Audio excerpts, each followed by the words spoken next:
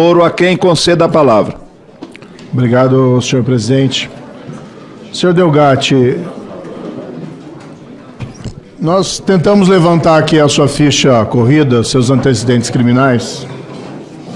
Confesso que tivemos alguma dificuldade, porque ela é bastante extensa.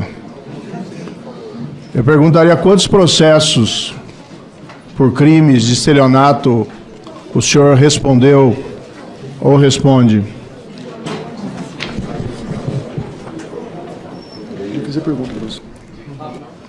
Se perdeu a conta, pode também esclarecer. Repetir, por gentileza.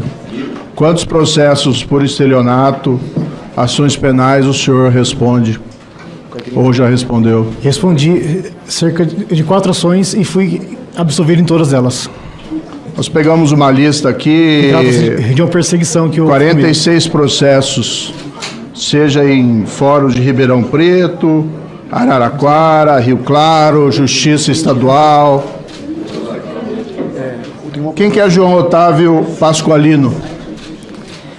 Era um gestor de um banco que ele citou meu nome e na audiência, segundo ele foi coagido a falar meu nome porque em Araraquara eu sofri uma perseguição de um promotor e um delegado. O senhor foi condenado nesse processo. Eu fui o senhor disse que foi absolvido. Não, eu tenho acordo aqui, o senhor foi condenado.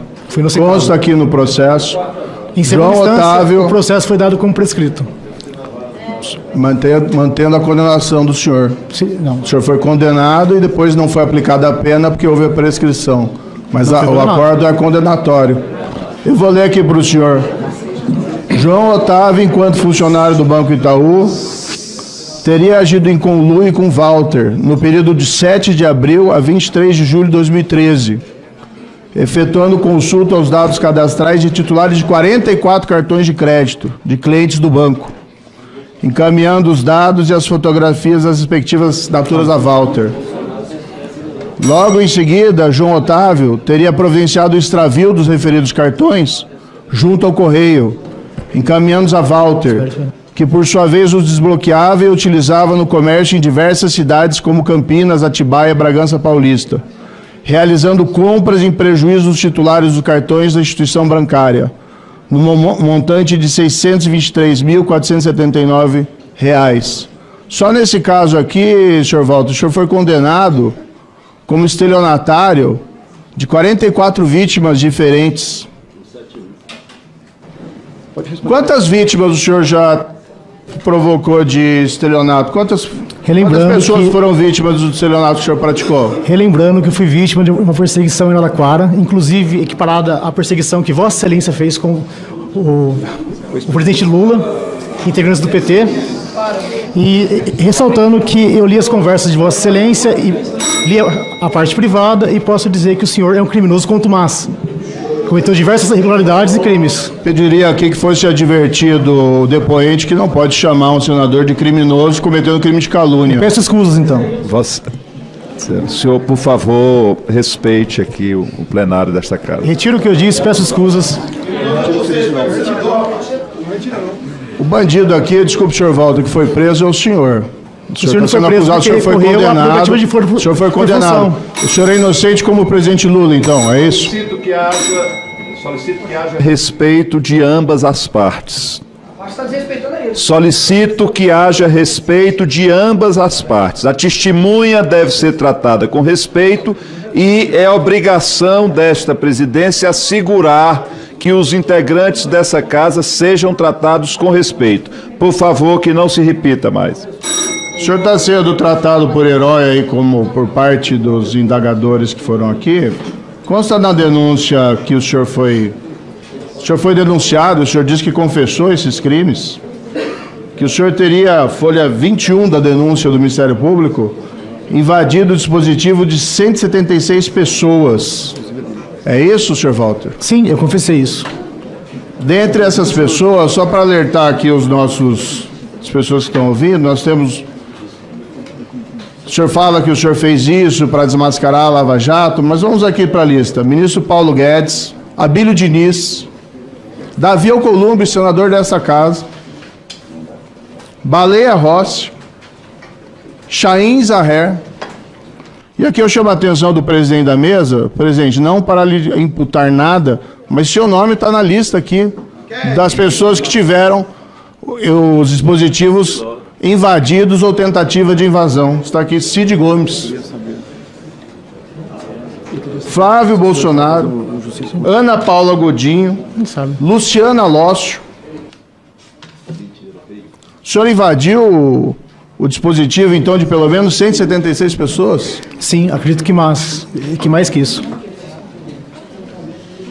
Que, inclusive, eu cheguei às conversas de Vossa Excelência com o então procurador o Dallagnol, e essas conversas elas foram chanceladas pelo STF e são utilizadas até hoje para anular condenações de pessoas inocentes.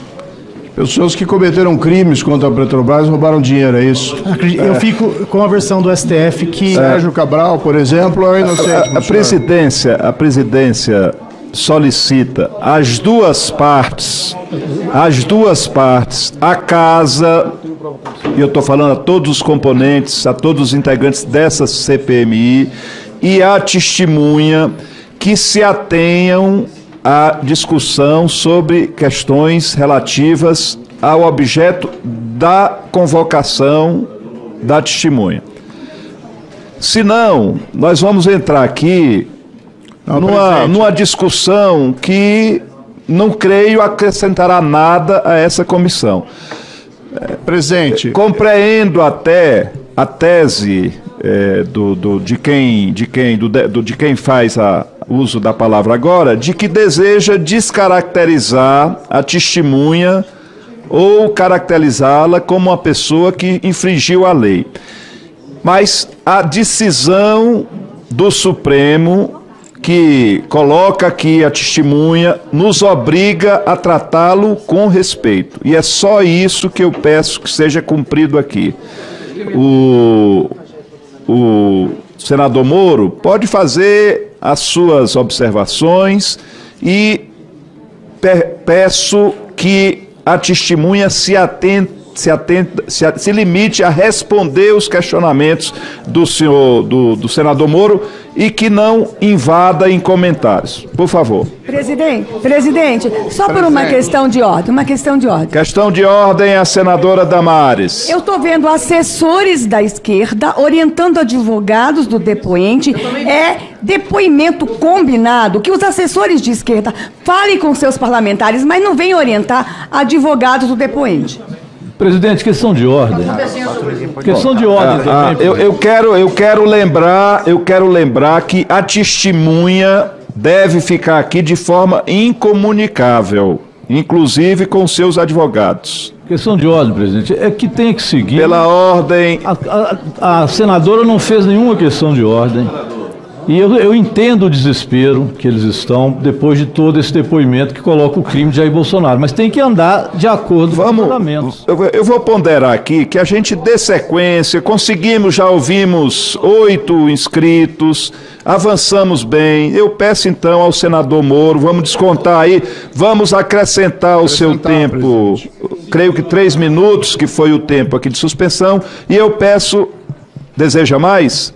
Não, eu acho que tem que repor. Eu acho que 3 minutos foi o que Vossa Excelência teve de interrupção. Então, peço que acresça em mais 3 minutos o tempo do senador Sérgio Moro e peço que se atenha, que seja objetivo em relação a questionamentos à testemunha. Só tem que repor 30 segundos.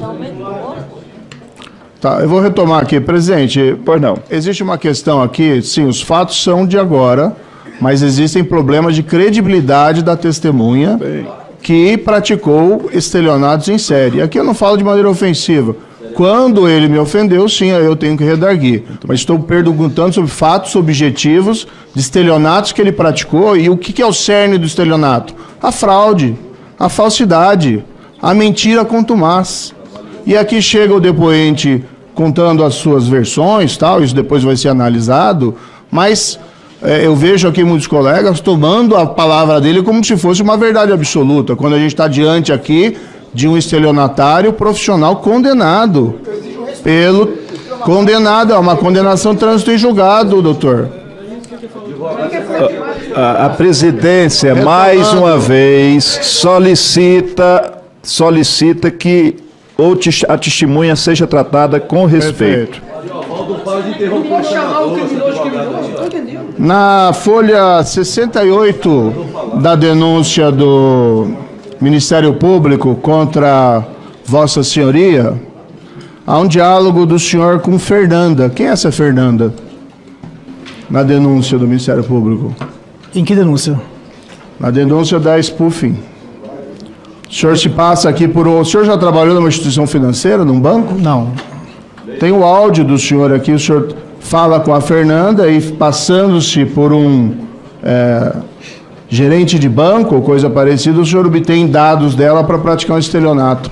Bom, é isso que aconteceu? Eu não me recordo disso, se Vossa Excelência puder dar um play no áudio. Eu vou ler aqui, ó. Ao longo da gravação, é possível perceber que Walter se apresenta como responsável pela área técnica e segurança de uma instituição financeira e orienta a cliente do banco a realizar uma atualização no computador de forma a instaurar programa malicioso que possibilitaria a colheita dos dados de segurança da vítima. Um trecho aqui, Walter. Sim, acredito que a senhora receberá um novo contato para fazer a atualização da outra. Porém, como este contato, a senhora já toma conhecimento de como faz e como pode fazer sozinha. A Fernanda disse para o senhor, eu fiquei achando que era hacker, vírus, alguma coisa. Eu tinha pedido esse procedimento. O que é esse diálogo do senhor? O que consta aí, foi aberto um inquérito para averiguar isso, foi constatado que não é minha voz e... O MPF pediu o arquivamento do inquérito, inclusive isso saiu na revista Veja, que segundo o MPF não há indícios de que seria eu e foi pedido o arquivamento desse inquérito. Não, o que consta aqui na denúncia, eu não tenho essa informação. Eu peço aos presentes que consultem isso ao Google, revista Veja, sobre o inquérito de fraudes. Segundo o MPF, não há indícios de que seja eu. Na folha 70 tem um outro trecho da denúncia do Ministério Público. Essa mesma técnica é utilizada por Walter e outro arquivo analisado em que o denunciado conversa com um homem não identificado e tenta convencê-lo a realizar uma atualização no software do computador. Nessa conversa, Walter se identifica como Fernando. Folha 70 da denúncia. A denúncia ela foi feita pelo MPF, que são pessoas equiparadas ao MPF em que o senhor trabalhava, que...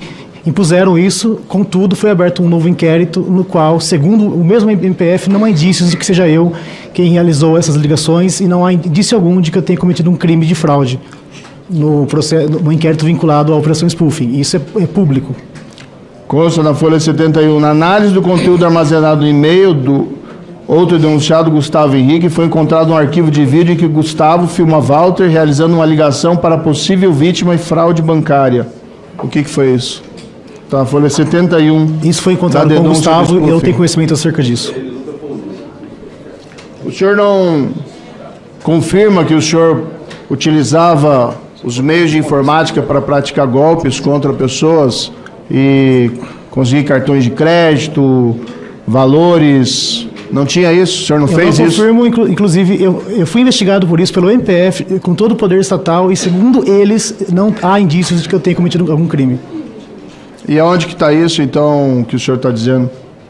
Existe um inquérito e tem uma reportagem na revista Veja que cita o trecho do inquérito, o número do inquérito, e Vossa Excelência pode consultar esse inquérito, porque ele é público, como todo outro inquérito que tenha finalizado ou pedido de arquivamento. Quem é Danilo Cristiano? Danilo Cristiano é um rapaz que ele foi preso na operação spoofing porque, na minha visão, o MPF precisava de 4 pessoas para ter o crime de organização criminosa e me manter preso até que fizesse uma delação premiada. Na denúncia do Ministério Público, na folha 40, a troca de mensagens do senhor com o senhor Danilo, isso 2 meses antes de revelação dos fatos envolvendo lá as mensagens hackeadas da Lava Jato, e o senhor leia aqui trecho da denúncia. 2 meses antes da veiculação da mídia do conteúdo das mensagens obtidas por Walter, Danilo é informado pelo principal autor do crime que acabou a tempestade, veio a bonança, indicando a melhora financeira do grupo. O senhor pode esclarecer isso? Essa frase ela pode ser interpretada de milhares de jeitos. O MPF interpretou desse jeito, então tem que perguntar ao procurador que representou o MPF o porquê que ele interpretou dessa forma. Tanto que foi usada essa frase como prova da participação de Danilo, que não faz sentido algum. Depois da tempestade vem a bonança, eu ouvia da minha avó, sempre, que eu reclamava a ela que eu estava triste, cansado. Veio a bonança, não era dinheiro que o senhor estava recebendo? Não, negativo. Inclusive, o senhor trabalhou gratuitamente para hackear o telefone de 176 autoridades, inclusive o senador Davi Alcolumbre. Eu fiz isso porque eu sofri uma perseguição, fiquei preso por tráfico de drogas com um medicamento que eu tomo há 18 anos, e a minha revolta levou a isso. Inclusive, eu pagaria alguém que fizesse isso e me entregasse as mensagens. Por que o senhor invadiu o telefone do senhor Davi Alcolumbre? Porque eu fui imparcial. Eu invadi, inclusive, um telefone que tinha o nome de Lula. E não encontrei nada. E qual era o objetivo do senhor para fazer esses...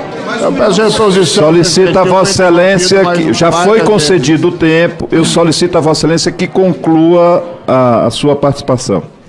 Então, para concluir, só para meus comentários finais aqui, nós temos o depoente que é acusado, processado por diversos crimes de estelionato. Pelo menos um caso aqui, nós não conseguimos remontar todos, há casos ainda em tramitação, há um caso aqui de condenação que envolveria pelo menos 44 vítimas.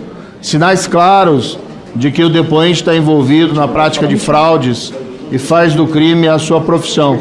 O que ele fala aqui, nós temos que, de fato, analisar, mas nós não podemos ter a palavra de alguém envolvido em crimes em série, inclusive de estelionato, como verdade. Por isso faço o alerta aqui a muitos dos senadores parlamentares que estão tratando o depoente como uma espécie de herói, que esse herói já fez como vítimas diversas pessoas inocentes. Conclua, senador. Não só hackeando, mas roubando-lhe valores através de estelionato. O que não é verdade.